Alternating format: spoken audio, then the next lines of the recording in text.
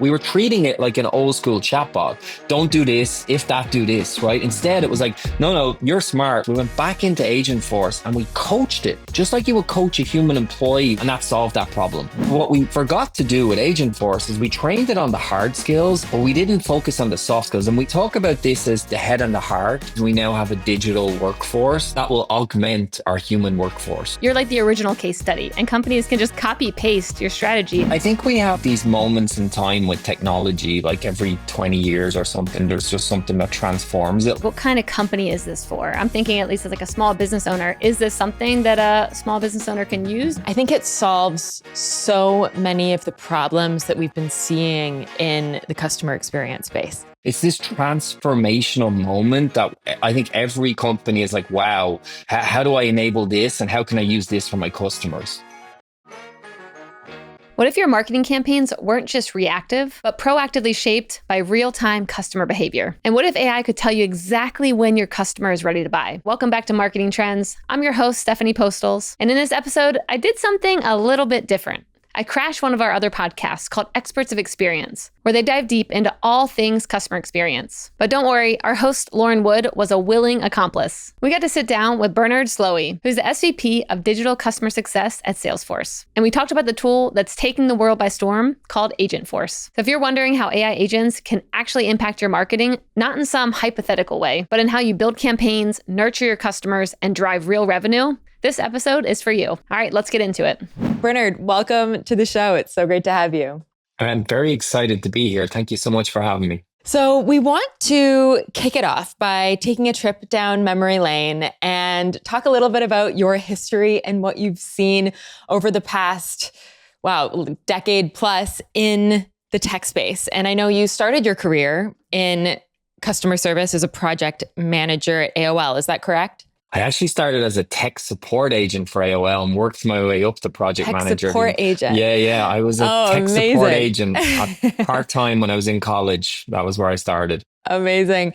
And so you've seen a lot of change. Can you tell us a little bit about what you've seen since then until now? Yeah, you made me feel old, by the way, when you said that, which kind of made me laugh. But it has been a while. I have been in it too. It has been a while. Yeah, God, it's incredible change, actually, when I think back on it. Because I started as I was in college and I needed a way to fund my college activities. I worked for AOL in the evenings and on weekends. And I used to be a support agent helping people set up AOL on their computers. And even if I think back to that, they had CDs to install.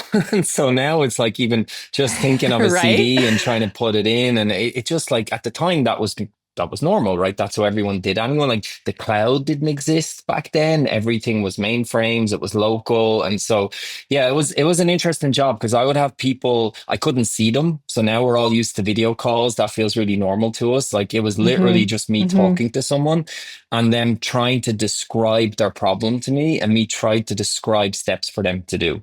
And so even if I think back to that and where we are now just on this call, right? Or I think about my son and he uses, FaceTime to call home to my grandparents in Ireland. Like it's just amazing the change in technology that we've seen in that time frame, both in our personal lives and also in enterprise commercial. And our ability to support customers as well. Like if you think about being on the phone, walking them through a physical action of putting a CD into a computer to download.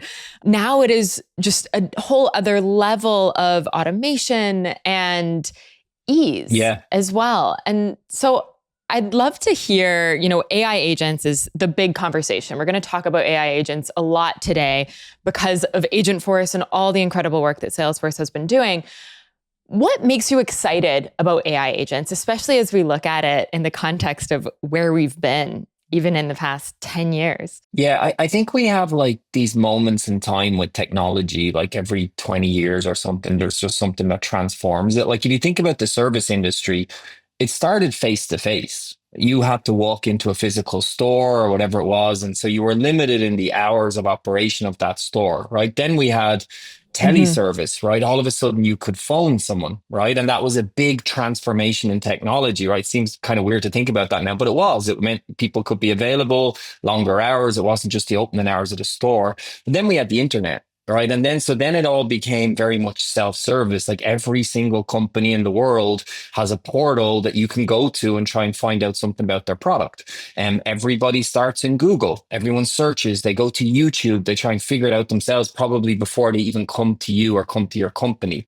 And so now we have this moment in time, which like anyone who used ChatGPT, that first moment you used it, you kind of went, wow, it's these moments in times where it just transforms technology. And so now you have this way, these agents that are going to enable you to have 24/7 availability. It's always there. It's always available. It's trained on all of your content. You don't have to like predefine these specific scenarios. It has access to everything that you want it to have access to. And it's incredibly accurate.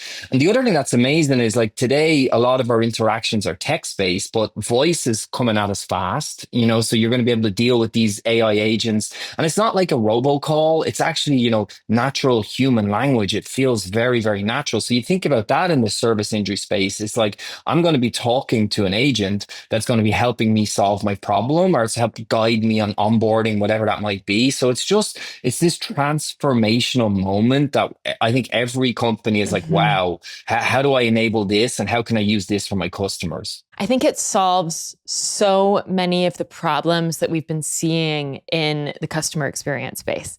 For example, when we call, this is still to come, but when we call a company and we have to then choose the button or choose who we want to talk to and go through all of this, it's so laborious.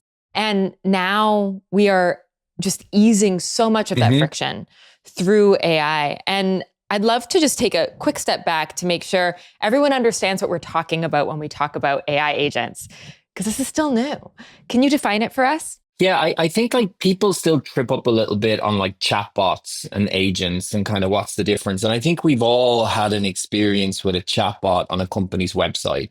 And generally it tends to be a bad experience. Chatbots historically, like you had to define the logic that was in the chatbot. What I mean by that is you would write a dialogue. You would literally say, if this, then that, if this, then that, if this, then that. And if you asked that specific question that chatbot was trained on, it did an okay job. It had no emotion, no intelligence, it just helped with that thing. But if you went off script, if you asked it something that it wasn't trained on, it is a terrible experience, right? So now with these AI agents, something like ChatGPT is trained on the internet, right? So it's incredible the access it has. But what we do at Salesforce is we give you the capability to train Agentforce on your content corpus.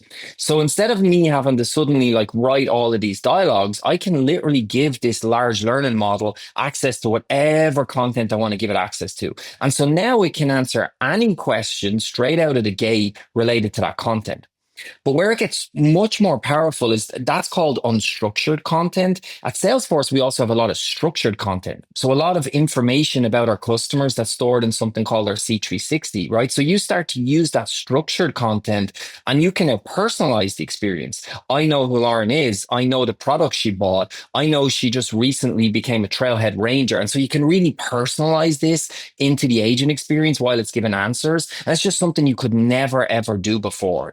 It's pretty incredible. When it comes to AI agents, I hear the pieces around adding in the custom data and you've got your own LLMs that you can work with. But to me, how I understand them is they're more goal oriented. Like they have somewhere that, like a problem they can solve and they can head that way without building out chatbots and adding in information. Like it's really built off, like you said, if this, then that, only the scenarios that you built out. But is it correct to understand that AI agents is more just like goal oriented? So today, like with our implementation of Agentforce, it's Q&A conversational, where you ask it a question and it comes back with an answer. And that's kind of how most of us have experienced ChatGPT. But where we're moving to is the agent can actually do action on your behalf. And that's super powerful. So if you think about the example where you ask it, how do I reset a password, right? Generally, it will come back where you do steps A, B, C, and D. But imagine when we can actually do that on your behalf, right? So there's information we can get just to verify you are who you are. And then we reset the password for you. That's just a very simple example. Like in banking worlds, it's like issuing a refund on your behalf. A retailer could be as well. So they can actually do action as well as just conversational Q&A. And that's a game changer. It's like having an employee. It's an AI employee. And I think that that's the big shift that I'm seeing when we talk about agents is it's no longer just a tool. It's actually capable of so much more and making decisions on its own, which is also wild to think about. Yeah. Yeah, we think about it a lot as like it's a digital employee. Just the way that we have human employees, we now have a digital workforce that we need to empower, and that will augment our human workforce, right? It Hmm. allows us, like a good example as well is these models have language capabilities in them, right? So suddenly we can go to all of these other languages that we might not be in today because we just wouldn't have the budget to invest in headcount to do support in these languages. Now you have it in English and you can use these large learning models to do real-time translation. So, Lauren could be in Japan as an example that's gone back and forth with our agent. That agent was trained in English, but it's able to translate and go back and forth with you and no difference, Hmm. So that's pretty incredible as well as these language translation models just open up Hmm. so many avenues for companies. Yeah, it's wild. A quick example of that is Airbnb. I'm an Airbnb host, and I've had guests from other countries come and stay at my place, and I talk to them in English, and sometimes I get an email in another language. But in the chat, it shows up as English. And so I've been like, what Yeah. is this? And then I went in to Yeah. look at it and I was like, oh, that's what they're doing is real time translation between the guest and the host. And it's like, wow, that opens up so many more possibilities. So when we think about agentic AI and bringing this into businesses, what is the opportunity at stake for companies to start using agents as soon as possible? It's interesting that I meet with companies a lot to talk about what we're doing, and like everyone's really interested and everyone wants to get started. But in a lot of cases, companies are afraid to get started. A lot of cases, they want to do internal implementations before external. When I say internal, what I mean by that is like maybe you have an agent beside your support rep that's helping your support rep, which is a great use case, right? But they're nervous to go external because they're worried about things like hallucinations, or is it going to say something that like, Hmm. oh no, my company's going to be associated with this. Yep. And so that's one of the things I've really been helping companies and customers with is like I showcase what we did to say, hey, look, there's rules, there's guardrails you can put in place so that it only answers certain things. And so I definitely I see people want to get into it, especially companies, but I do see an apprehension and nervousness on like what happens if it goes wrong. And for us, for that is like we have in Salesforce, it was a design principle for us was that Agentforce is backed by humans. And so it's if it can't solve, you easily go into the conversation with a human. It's actually pretty slick. It like Agentforce leaves the conversation. Lauren, the support engineer, joins the conversation. She can see the history of the conversation with Agentforce. She gets an AI summary of it, so she can quickly start with, okay, I'm going to continue on from here. And so I think that's an important design principle to help companies is it should always be backed by humans. Otherwise, you're going to dead end. You're going to dead end people and frustrate them. What kind of company is this for? I'm thinking at least as like a small business owner. Is this something that a small business owner can use, or is it right now really for enterprise companies who do have a lot of data and a lot of things that they're trying to automate? I think it's the full spectrum, Stephanie, which is kind of what's amazing. Like if you're a small business company today, like you probably can't have like a support phone number, right? And like, because you're not going to invest in that headcount. You've other things you need to be worrying about, right? And so suddenly you have the ability to have support, right? You could have a digital agent on your website that's maybe answering some of your top questions from your FAQs. And if it can't answer, maybe it submits like an email a case where one of your humans can come back afterwards. But I think it goes all the way from like small SMB to massive enterprise. Now, obviously, the use cases are different and how enterprises are going to think about it, but I actually think it helps give SMBs a leg up because suddenly now you have this digital workforce that you can leverage to help you go faster. It seems like companies will be built off of this model, like of Agentforce Yeah, and having a bunch of agents. It's like a whole different way of building a company. But even yeah, when thinking about these different marketing leaders that I talk to and the teams that they have, like they're thinking about team structures different. And I think actually startups might have a really great advantage of like, I have no employees currently, but I can have some digital ones. And now all of a sudden totally. I have 5 or 10 departments that are all, these Totally. digital employees. Yeah, totally. It's crazy. Like it's often sometimes that you have that advantage when you're new is that you can build around this technology that's there versus having legacy hold you back a little bit. I see this a lot in my consulting work because I work with a lot of startups who are in that position where we kind of have a Yeah. blank slate, or it's not too hard for us to take a step back and redesign how we're approaching AI, especially AI and CX.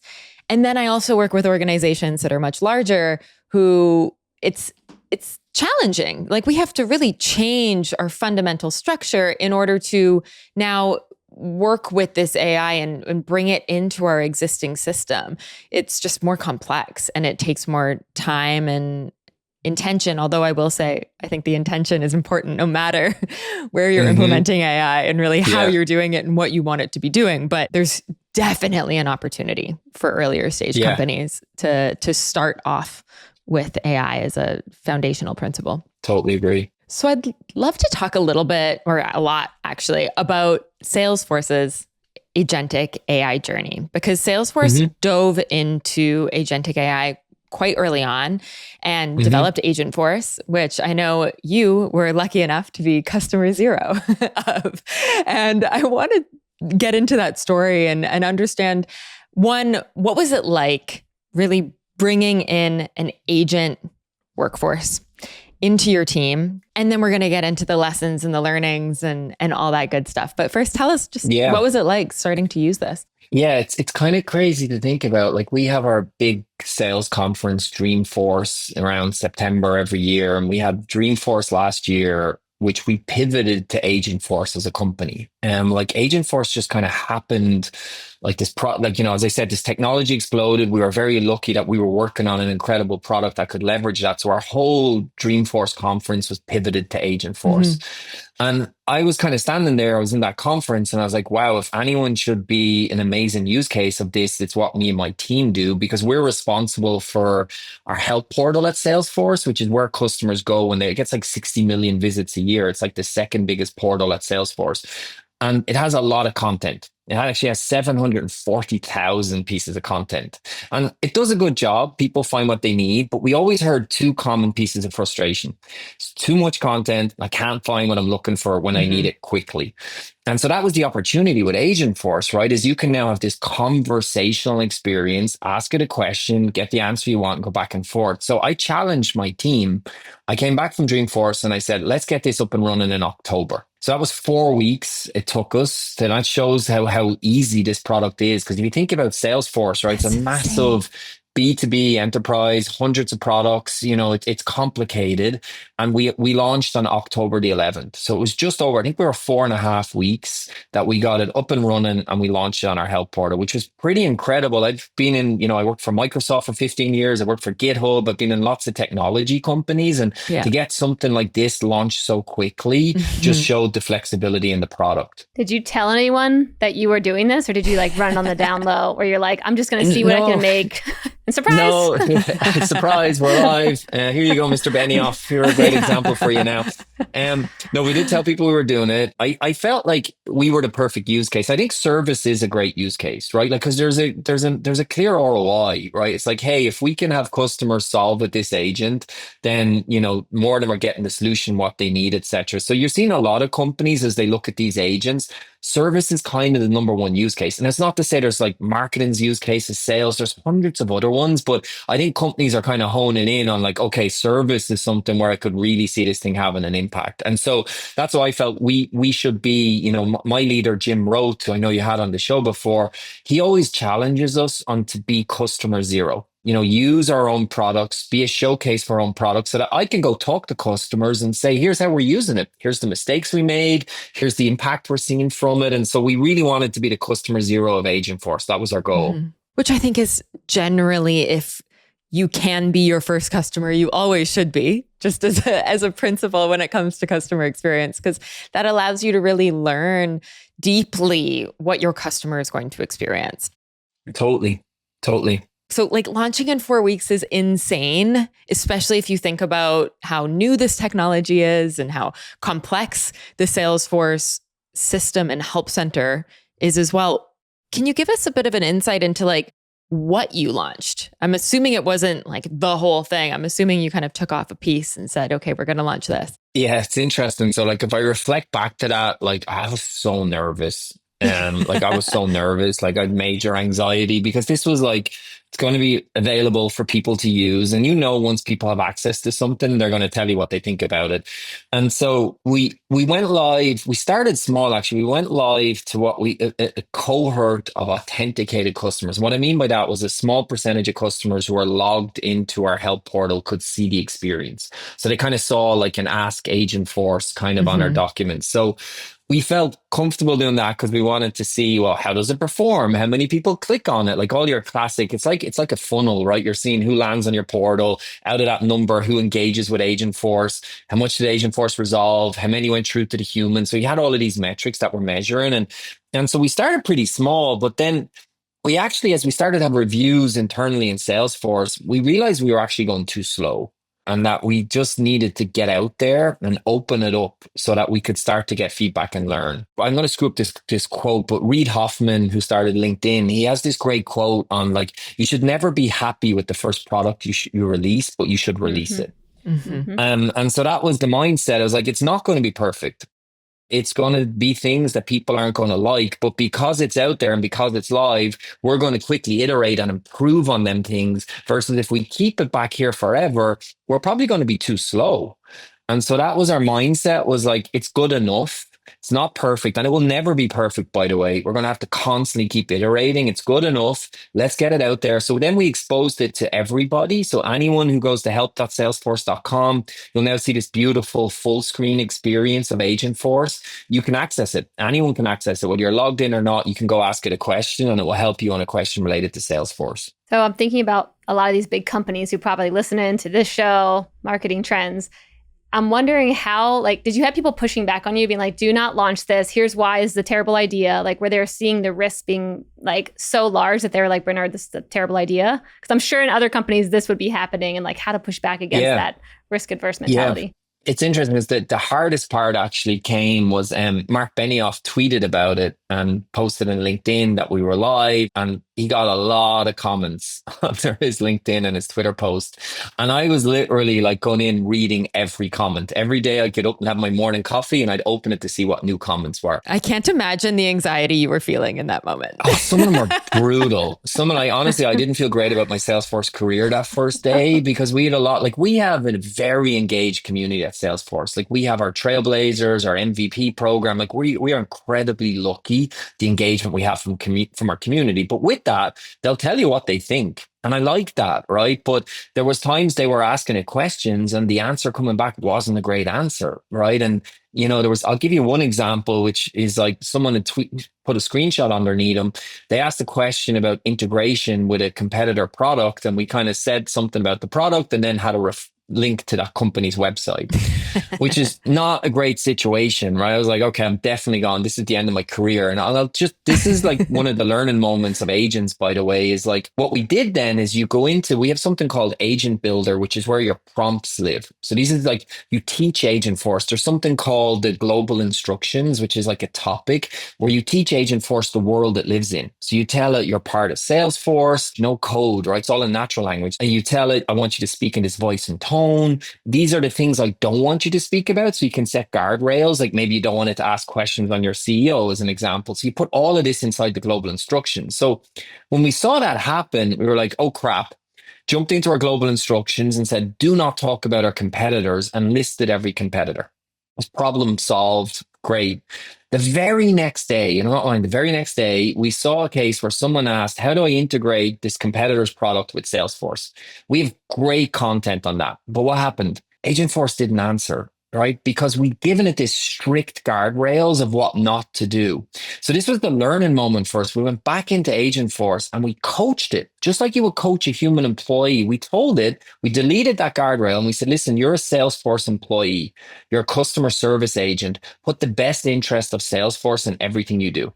That was what we wrote. And so we taught it to think. We were treating it like an old school chatbot. Don't do this, if that, do this, right? Instead, it was like, no, you're smart. We just need you to think this way. And that solved that problem. And so that was a huge learning for me and my team. It's like they just prompt design, this prompt engineer, and it's a discipline now that's in the industry. And it's like, it's really, really need to think through it on what you write and how you write it. This is like such a new space we're in where people are still just trying to like figure out prompt engineering for ChatGPT. And they're like, oh, maybe instead of just like, give me the answer to this, it's like, I should say, pretend you're this and think about it this way, like the more context. And so it's, no surprise that of course you're like, oh yeah, maybe we should do that here too. But it's such a fast-paced world right now to keep up with. Are there any other funny moments like that came up, or just like things that happened while you were rolling this out that probably are relatable to other people who would be going through this process? I think maybe coming back to Lauren's question, which I didn't do a good job of answering on, of like risk averse versus pushing. Like we definitely had like people internally, like I used to, like we obviously Slack, Salesforce, it's a massive product for us. And so we all live in Slack.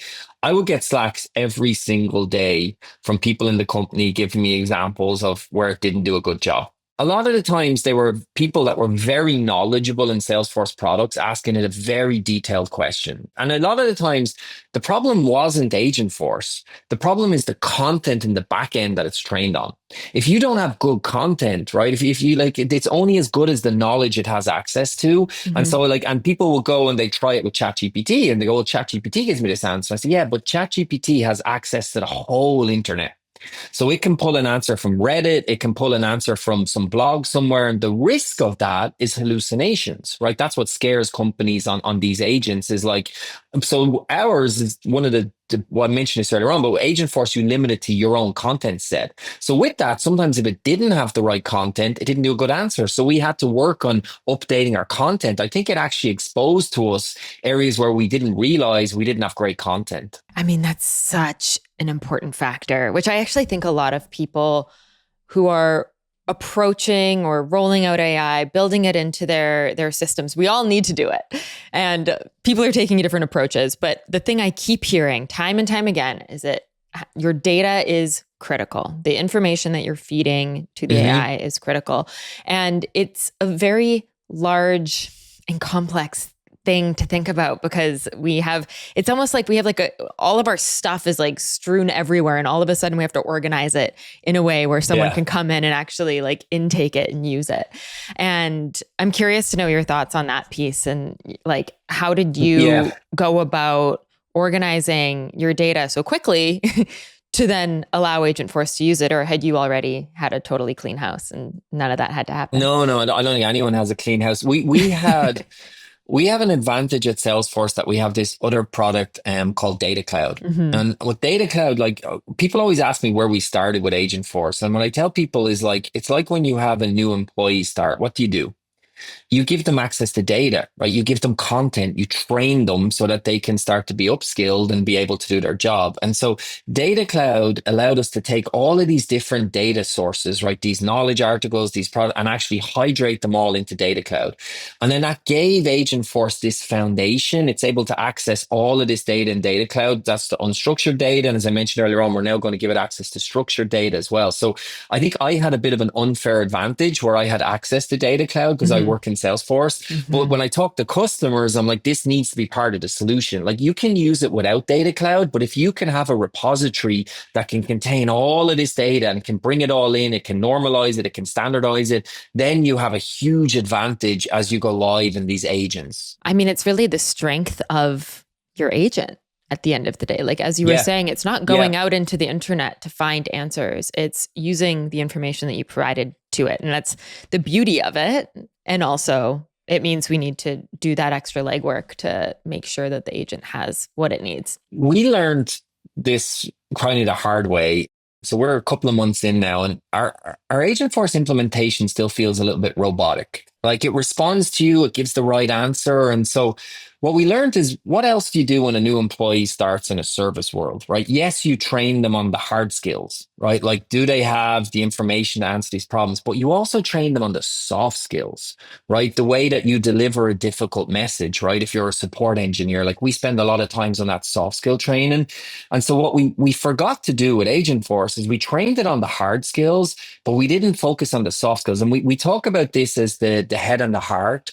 We were very much focused on the head, the brain element of it, and not enough on the heart. So now we're doing a lot of work where we're actually taking the training that we train our support engineers on, and we're using that around some of the prompts for Agentforce. So just think about it as we're giving Agentforce access to that training. So it has much more of the soft skills on how it delivers its message. It's kind of crazy when you think about that, but that was being a big learning for us. The thing that I'm like kind of mind blown by is you're taking a training that you give to humans about soft skills and you're able to train an AI agent on the same content. You're just teaching it in certain ways. Like we always have this good example. Like if someone comes to us, let's say with a severity 1 issue, right? Like let's just say Salesforce is down. Doesn't happen very often, but some companies can have things that are down. The last thing you want is the agent going back and forth with you on potential ways to solve that problem.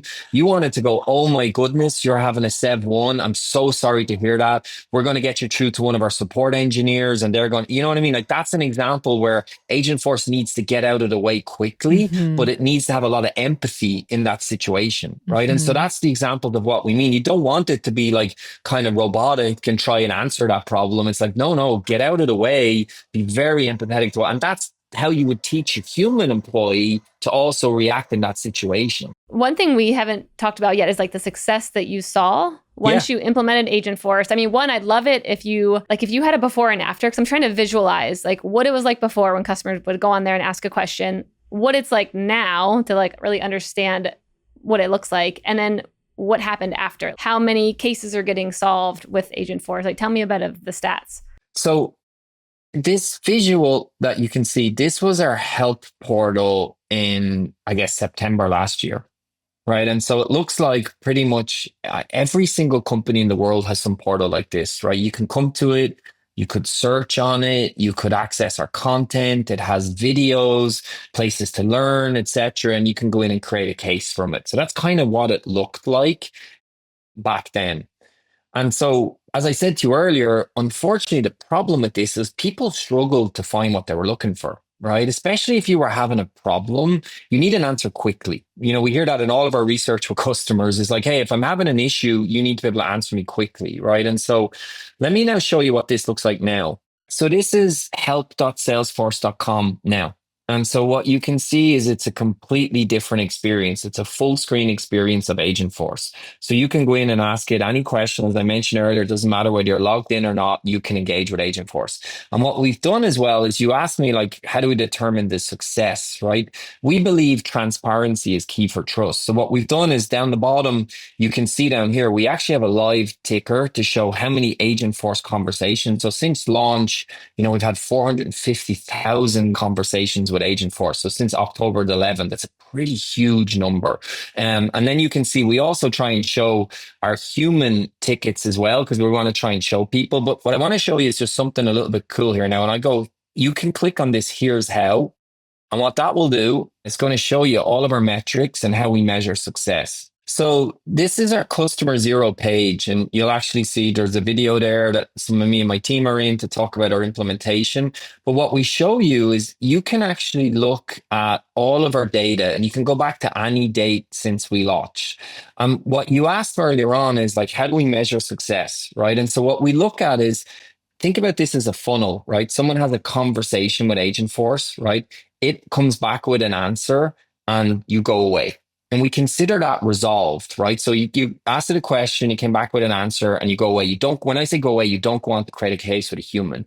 And so you can see our resolve metric is like mid to high 80s, right? But we also get asked questions, but is that really resolved? Like, how can you determine that was resolved? Like maybe the question, I just went away. And so what we've implemented now is we have something called customer confirmed resolution, which is in the flow of the conversation. We ask the question at the end of the conversation, hey, did this resolve your issue? Yes or no? And on that customer confirmed resolution, right now we're about 76%.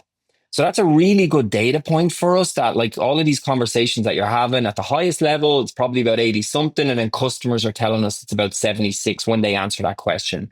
The other two metrics I just wanted to show you, just so I can help explain it, is we also look at this thing. This is the Agentforce conversation handoff. So you can see that 4%. So that is that week, 4% of customers who engage with Agentforce got handed off to a human support engineer. So that was that kind of flow that I was telling you about. Like, it's really critical to us that it's an easy flow. The other metric, which is interesting for us, is we have this thing called abandon. And let me explain what abandon is you can kind of see the Ask Agentforce in the bottom right-hand corner. So a certain percentage of customers click Ask Agentforce, they open it up, and they don't ask it a question. And we're really interested on this, on why is that happening? And we think some of this is to do with kind of UX UI, where people are like, oh, that's one of them old school chatbots. I don't want to engage with that, right? And so they don't ask it a question. And so that's something that we're working on, is how do we kind of pull more people into the experience?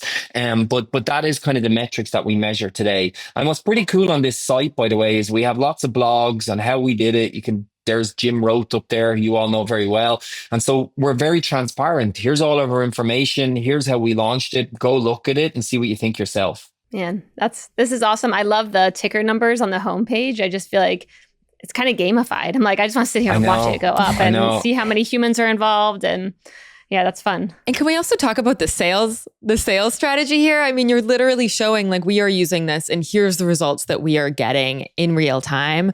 I think it's something like this point about transparency is so critical. It's always been critical. But when we talk about AI, it is ever more important because customers, whether they're B2B or B2C, will trust you more if you are transparent with when you are using AI versus when you are not. And we see that in the data. And I just think it's a really great, great website. Yeah. You did a great job. Dude, I got to admit, the ticker was not my idea, but I love it. And at first I was like, a ticker? Why would, because like it's going to hit like 500,000 soon, you know, and you're like, wow, like that's a pretty incredible number. And then, to your point on transparency, Lauren, like if we're not using our own products and we're not showing them, like, why would a customer buy it? You know, so it's this like this trust piece of, okay, Salesforce is using it. Here's all the metrics we measure. And like, we debate the metrics as well. Like people are like, well, is that really a resolution rate? And we're like, yeah, you're right. We need to do better there. And so we introduced that customer confirmed resolution, which is people actually telling us, yes, you solved my issue, you know? And so we're just like any support leader in the world. I have the same pressures they do to kind of show ROI and all of that sort of thing. And so we're transparent. Here it is. Here you can see it. I love that you guys are like, you're like the original case study, and companies can just come in and like copy paste your strategy. And by you doing all this legwork, I mean, I think about back when I worked at Google, we were always trying to figure out metrics of like which ones mattered. And we used to get excited about ones. And then people would come in and be like, actually, you don't want that metric to be high. That's bad. That means they're having a problem. And like, there was always so much debate. And so the fact that you guys did this first and you already have like a whole entire, like, basically you can copy this entire strategy and just do it with another company. But I'd love to hear about who else has done this? Like, who else has copied this? I love what you said there, Stephanie, because one of the other things that we like had these long debates on is that handoff to human. Internally, we call that escalation rate, which is a real support mindset metric. And you say that to people externally and like, they're like, what's escalation? Is that a bad thing? And so at that whole page you saw, our marketing team built that page. So we partnered heavily with our marketing team on like, how can we tell this story easily to customers so they can go use it? And kudos to our marketing team. Handoff to customer is way better than our human is way better than escalation rate. But the thing I want to tell you about, like we had a long debate because that escalation rate was down at like 1%. And sometimes it was 2%.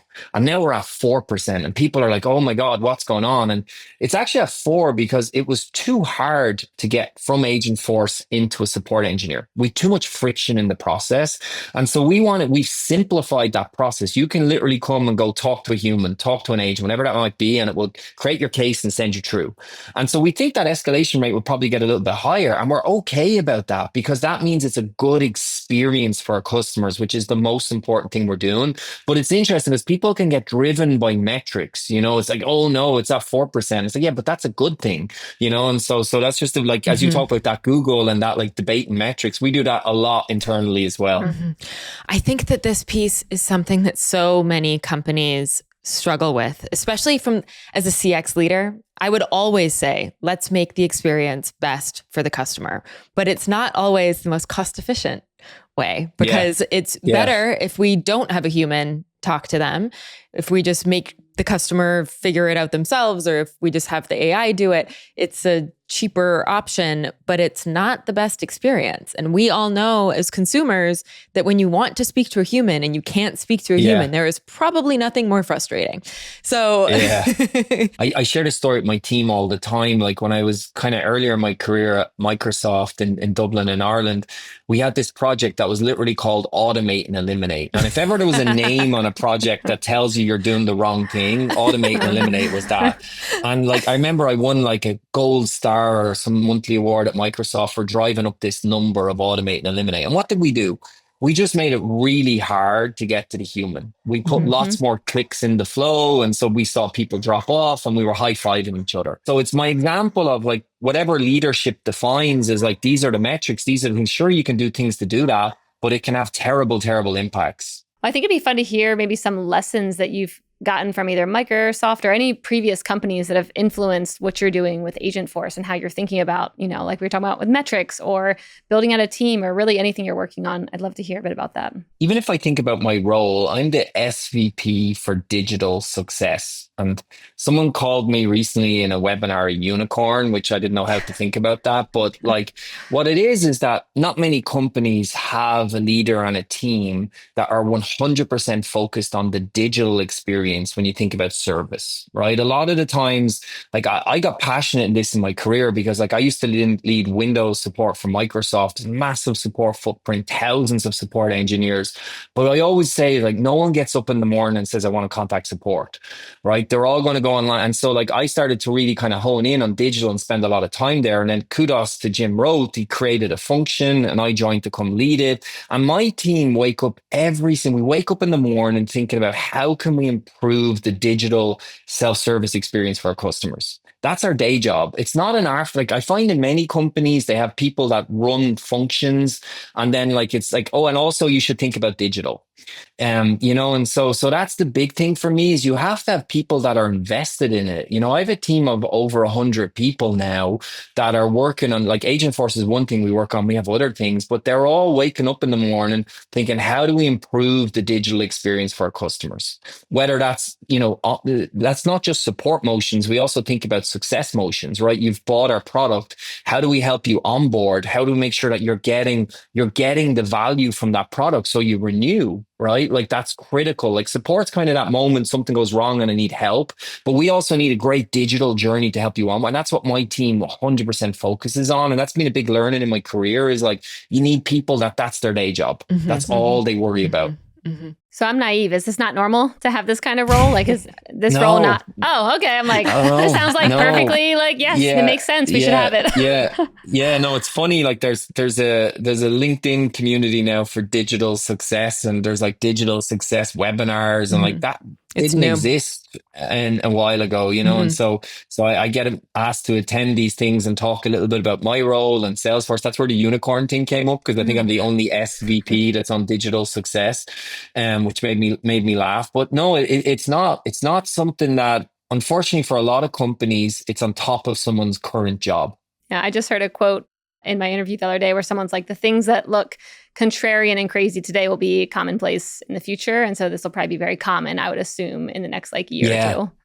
Yeah, I love that. The way that we can utilize AI in customer success is still yet to be seen in many use cases. And Salesforce has pioneered customer success, period. So it makes sense that you are getting to lead that function. The new wave of what customer success really means. I'd love to hear some examples of other clients that you've been working with, other than Salesforce yourself, to really utilize Agentforce and how that's been taking place. Yeah, it's actually interesting. That site I showed you, if you scroll down to the bottom of that site, you'll also see other customers that are using it as well. So I feel like a majority of my job now is going talking to customers about what we do.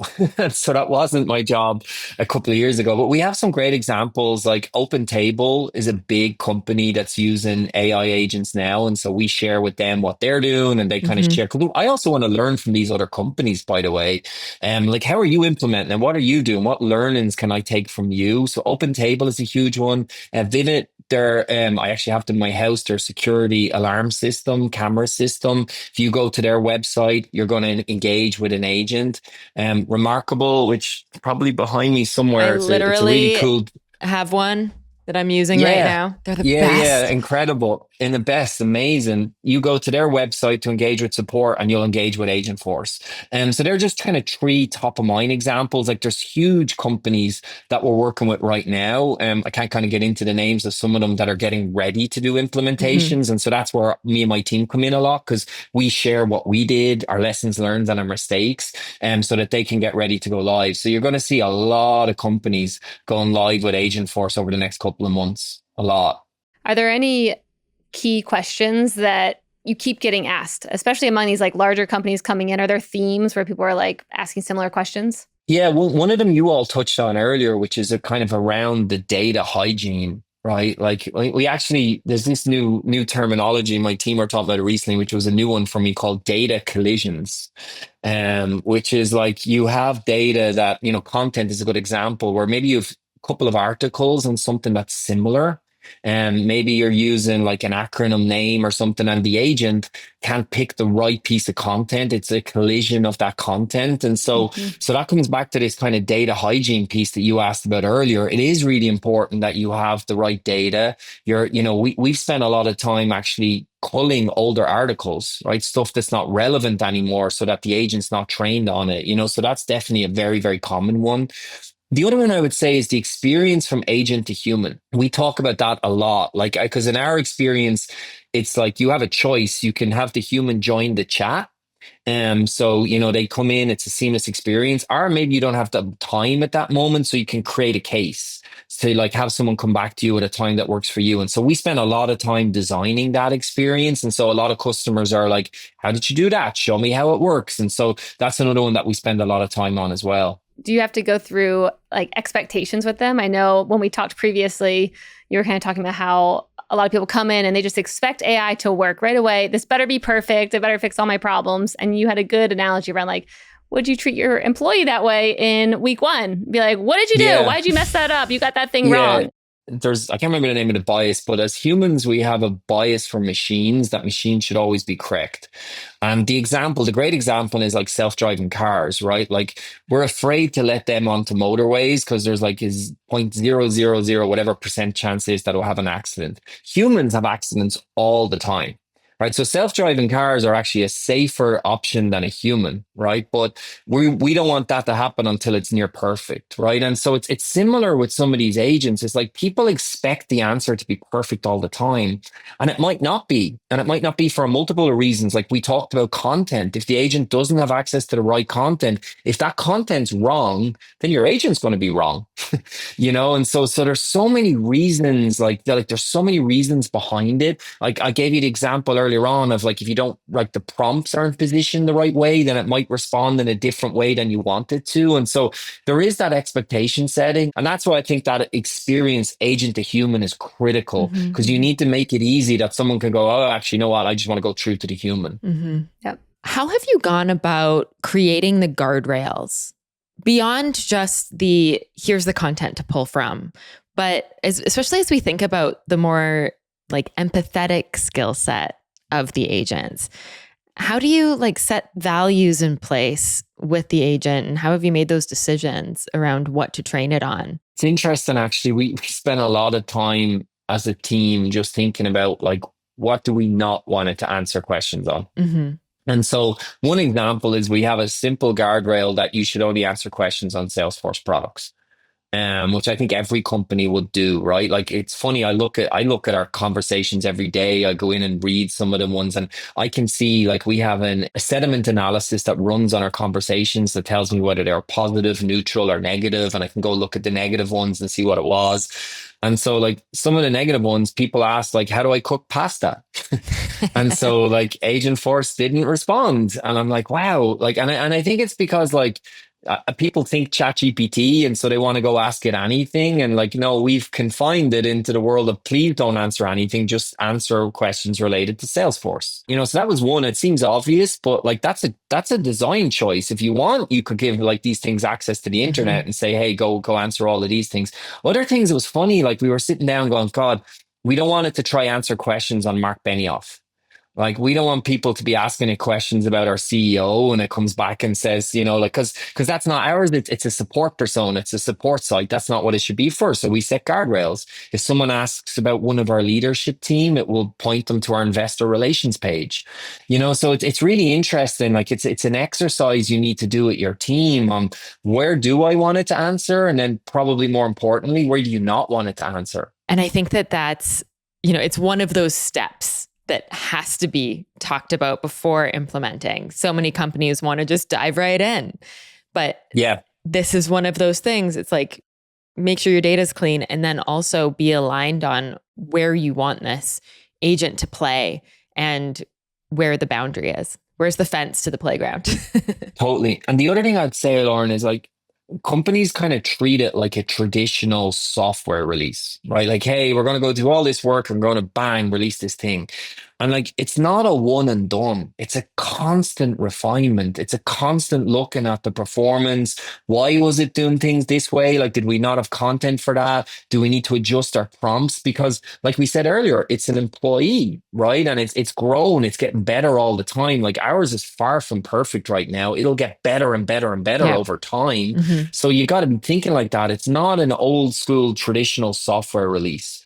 It's a digital employee, and you got to be constantly refining it. I feel like this is a perfect segue, knowing the timing that we have left, into more of that, like the closing the loop between sales, marketing, CX. Because right now it feels like we're entering into a different world when it comes to businesses. And it used to just be, you've got your awareness, top of funnel, your customer comes in, you sell to them, hopefully retain them. Customer support is sometimes, either in the middle of that or at the end, depending. Now it feels like everything's kind of merging together, and like more conversations have to be happening between these teams. Like you just mentioned, Bernard, like when people have an issue, you might want to come back and like change the model. Okay, this happened over here when someone was coming into the flow. Like, this now needs to be adjusted. How do you see the world going forward with this like cross-functional collaboration space that we're in? Every company in the world has this problem of they show their silos to their customers. You have marketing that's all about lead gen and like, how are we driving the pipe, etc. And okay, now you have sales, we're going to create that, and we have a customer. Now you kind of have your post-sales function, support, success, and they tend to be siloed. And suddenly you now have this agentic layer that goes across all of them. Right. And so like an example of that is like, I see with companies that they struggle to pass the relevant information between the different departments. Like, I'll give you a very simple example. Sometimes a success team doesn't have the relevant information of why the customer bought the product. What do I mean by that? Sales sold it for a certain reason, right? They sat in a room and said, hey, you buy this product and it's going to give you this feature, it's going to give you this ROI. They sell and they're gone. I'm not, this is not Salesforce, by the way. I'm just saying this is what a lot of companies tend to, think about it, right? Seen it many times. Yeah, right. And then suddenly it's like customers are okay, like, and so your success team needs that information, right? So that they can now figure out, how do I do a tailor onboard for Lauren to make sure that she gets that value of why we sold it, right? Or why we marketed it originally, right? And so now you have this agentic layer across them all that's able to see all of this data. It's able to see, what did marketing do? Why did we sell it? What was the business outcomes the customer said they wanted? And now I can tailor, like, we get really excited with agents is that today, our agent's really about the support persona, but we're going to light up these other personas like a success manager, right? It would help you with your onboarding, right? It would even today, our agents text. We're getting ready to launch voice, right? Which is pretty incredible. That's cool. Our agent would ring you and say, hey, I see you just signed up for Salesforce. I see you bought it for these reasons. I'm here to help you onboard. Let's schedule an onboarding session. Like, that's something today that not every customer might get because maybe they're a smaller customer or something like that. So suddenly these agents give you this ability, this digital workforce to do all of that at huge scale. It seems like too, this is an amazing time for like CX leaders and marketing leaders all to also be at the product leader table, to be able to influence products that are being developed because they have a lot more intel, and everyone's going to know more about the customer and more about what sold them and why they're excited about that than ever. And so it seems like there's going to be a lot of collaboration opportunities that bring marketers and CX and other leaders to a table that maybe they were not really at previously. Totally. And one of the conversations we've been having, Stephanie, is like, I think the danger with some companies is you could go create agents for all of them divisions. You can have a sales agent, a marketing agent, a support agent. And for us, we want to make sure on our customers' experience, it's Agentforce, right? So it's one agent, but it might be behind it, you have an army of agents that are skilled in certain things. You could have a renewals agent, a success agent, a sales agent, a support agent, but depending on what you ask it, it brings the relevant agent into the conversation. So for the customer, I'm just talking to Agentforce in my world. Like companies will call it different things. I'm just talking to that company's agent. I don't realize there's all these different agents behind it. So you suddenly, because what companies do today is like they show their organizational seams, right? I always like my example with this is portals, right? Companies will have a support portal, they'll have a sales portal, and they've all in Salesforce we did it, and we're working to try and bring all of them together. The danger is you do that with agents as well, is you build all of these separate agents versus leveraging the capability that it can work across it all. So then we have to train our agents to be cross-functional. So I'm wondering how, Lauren, do you train these agents and people to think differently about building this structure when you're like, okay, don't think about anything I've ever learned before. Now think different, do different. Like, how do you do that? You can still have, so you still have like your subject matter expertise in your company should still build your sales agent, and your support team should support. But what you have with Agentforce is we have this agent to agent transfer. And so what it should do is based on the question Stephanie asks it. So let's say like you ask it, like maybe you have a licensing question or a pre-sales type question. In that scenario, Agentforce is able to recognize that question is related to this domain. I'm going to bring in this agent to answer that question. It's more about the technology recognizing what the customer's intent is and then bringing the relevant agent into that conversation.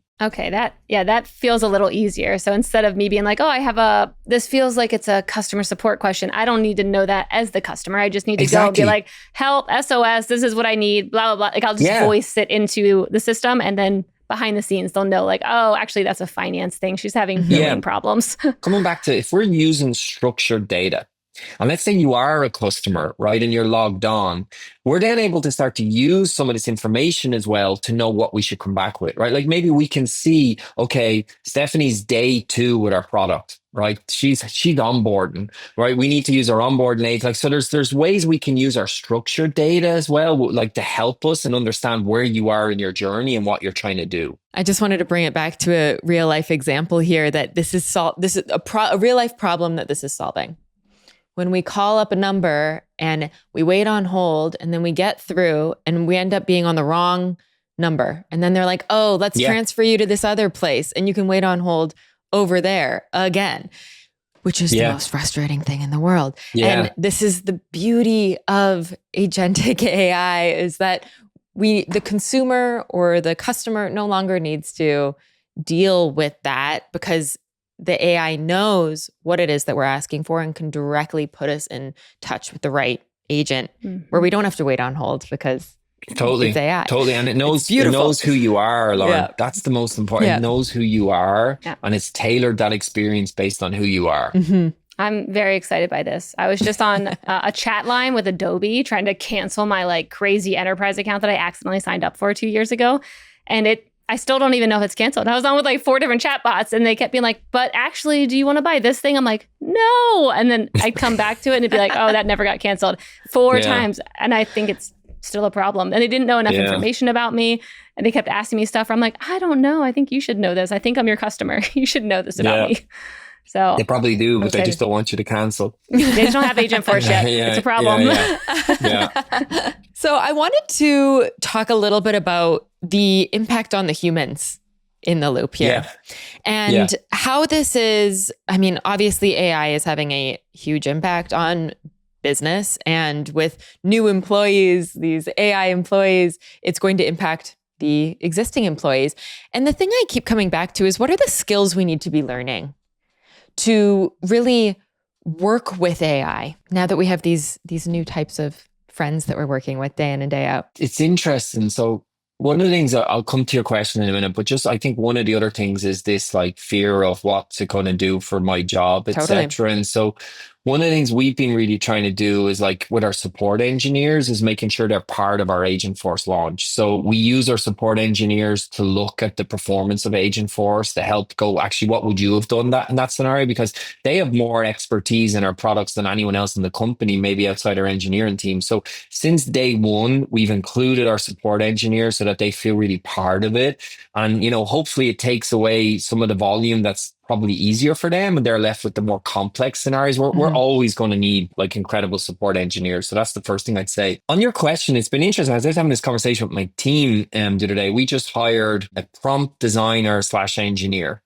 And, that role, I don't know how far back you go, but it didn't exist. There was no such thing, right? Yeah.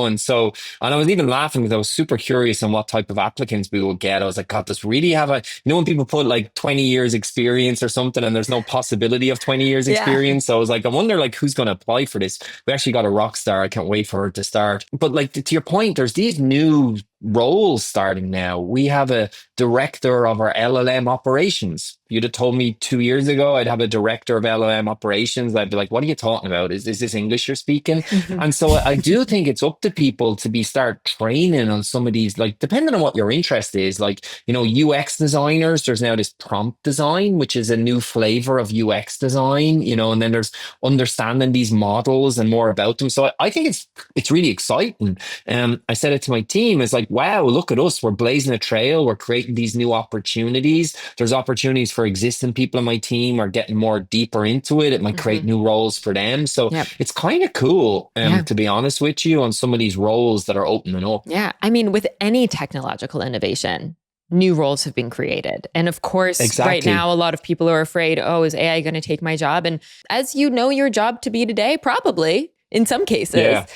But there's going to be whole new jobs, whole new careers, whole new departments maybe that are even created. I know I've been talking to a lot of people about the new role of the AI manager, the agent manager. Like as a human needs to now manage this team of agents and train them and guide them and coach them. Yeah, and I think to your point is, I feel in a lot of situations they augment the human. I was just on a call earlier today. I have a team, a video production team. So we have a Salesforce support YouTube channel. It's an amazing use, like the second fastest growing YouTube channel in Salesforce. And we have a lot of things happening in Salesforce, which shows you like how much it's grown. But they were talking to me now about how they're using AI for their video scripts, and something that would have normally taken, hours and days is now taking minutes. So it's not that it's replacing their role, it's allowing us to go faster and to implement more videos at a more, quicker time frame. And so that's great because it means we're getting more out there for our customers to self-serve on. So I think you'll see more examples like that where it's like, it's augmenting my job. It's allowing me to be more efficient at my job. And then it frees up time for more valuable activities as well. I mean, I think about, especially in the realm of customer success, if we can spend more time listening to and thinking about our customer instead of doing operational, even scheduling meetings and things like that just like eats up our time. We're much better off thinking about our customer, spending time with our customer, listening to our customer, and then bringing that insight back into the organization. Because those human to human interactions, that is what AI will definitely never be able to replace, right? Never. So let's lean into that. So one of my favorite questions that I ask of all my marketing trends guests, who are all normally CMOs of the Fortune 500, Fortune 1000, is what's something that you believe that very few agree with you on? I love this question, by the way. I'm going to steal this question and I'm going to use it with people when I'm interviewing them because then I think you'll see how their brain thinks. I had to think about this a lot, by the way. So kudos to you. You had me kind of like, oh my God, what will I say to this one? The thing I landed on is like, I don't think data is everything. And I think a lot of leaders in marketing, support, whatever it is, they just live in data. Now, I live in data. I look at data all the time, but sometimes I think the best decision goes against what data tells you.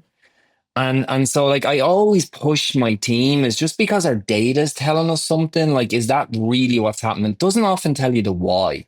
The why someone chose to do something, the why they made that decision, the why they went that way. And so I challenge people. Of course, you should have data. Data is foundational to everything you do. I live in scorecards and metrics, but I really challenge people. Sometimes it's about going with your gut instinct.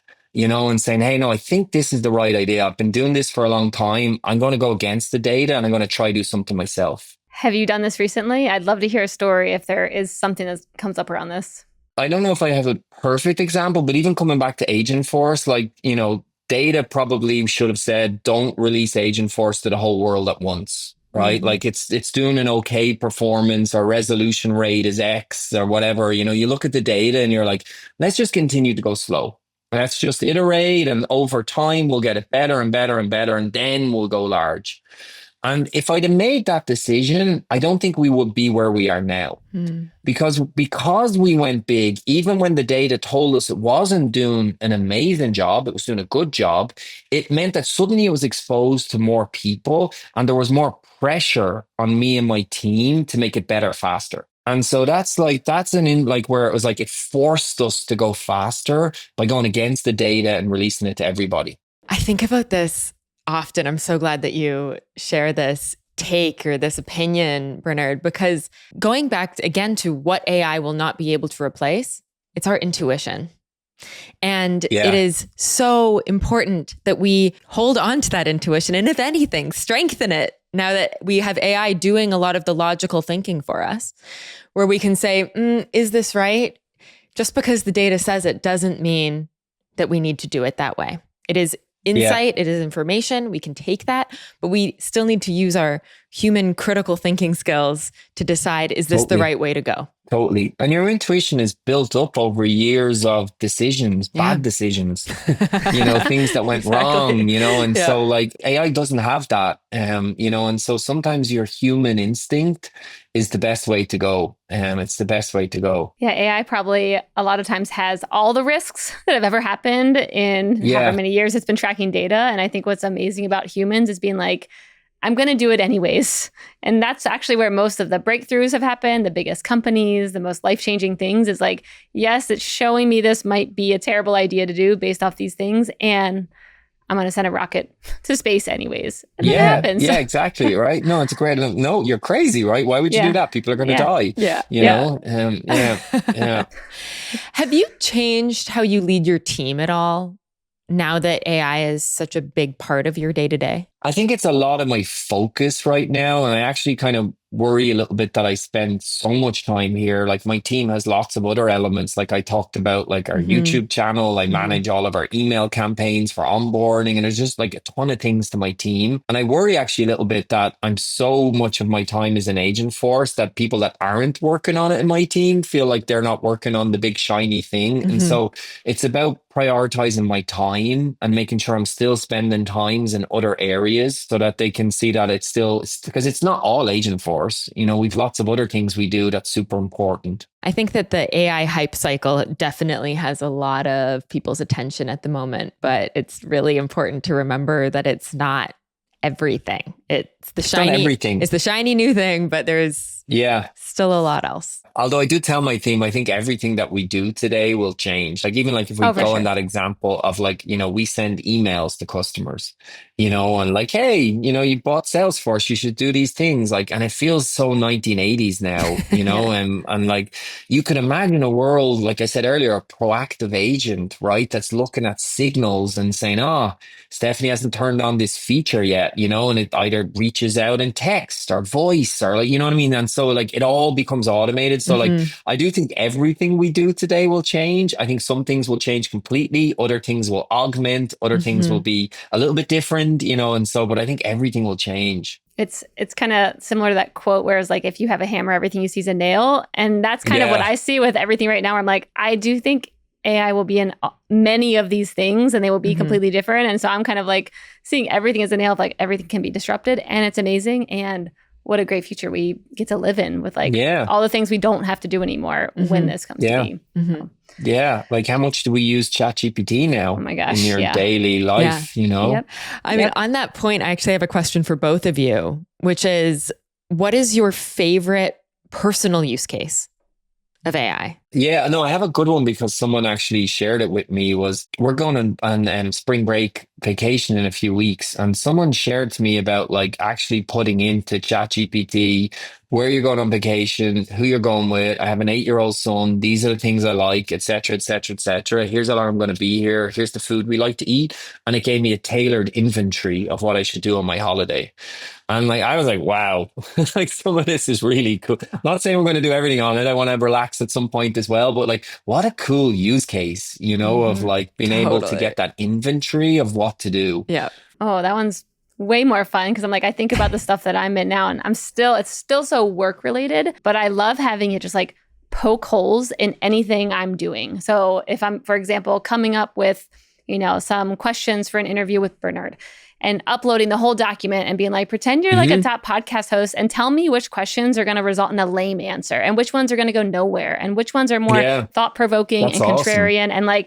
And I keep making it poke and then I get a new one. And I'm like, now look at this one and tear it apart and pretend you're a CMO. Like what won't resonate with you? What parts don't you care about? Like basically be really aggressive with everything I'm giving you. And it just, I feel like gives me very cool. Such good output by saying, pretend to be this like cutthroat killer in the podcast industry. I'm like, okay, this is great. I'll give you a good one, Stephanie, because I know you have kids that someone shared with me recently. Is they were at home and it was a rainy day in Seattle and they asked ChatGPT and it gave them games to play in the house with their children that they had never played before. Ooh, I love that. Especially if I could say like, here's the things that I have. I've got this random tree you can climb. I have oh, that's a good one. I love that. I'm stealing that for all 4 of my kids. Yeah. There you go. Parenting 101 from Bernard here. There you go. I'm taking it. It's hot tips. Yeah. Well, Bernard, we have one question that we ask all of our guests on this show to close it out. And that question is, what is one piece of advice that every customer experience leader should hear?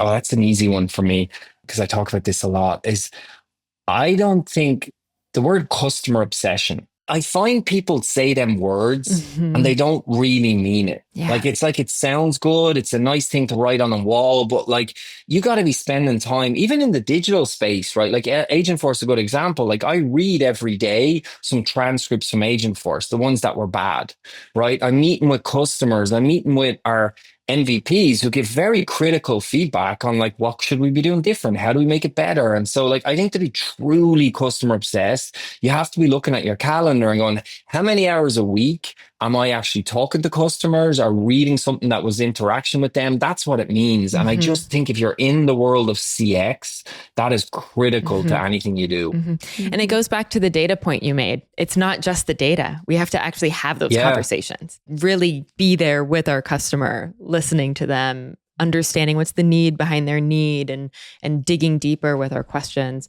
So I could not agree more. Thank you so much. This was awesome. Thank you all for letting me jump in and be in this conversation. Super fun and excited to run it on Marketing Trends as well. Thanks, Bernard. Yeah, great to meet you both.